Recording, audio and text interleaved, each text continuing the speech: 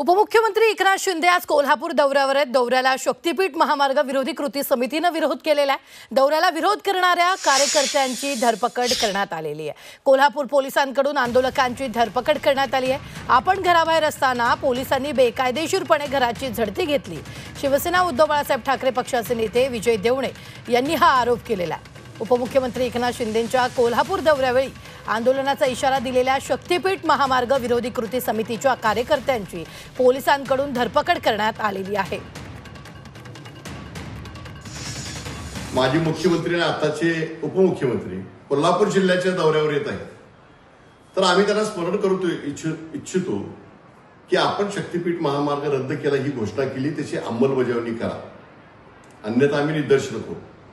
असा कार्यक्रम शक्तीपीठ महामार्ग विरोधी कृती समिती, महाविकास आघाडी आणि इंडिया आघाडीच्या वतीने जाहीर करण्यात आला।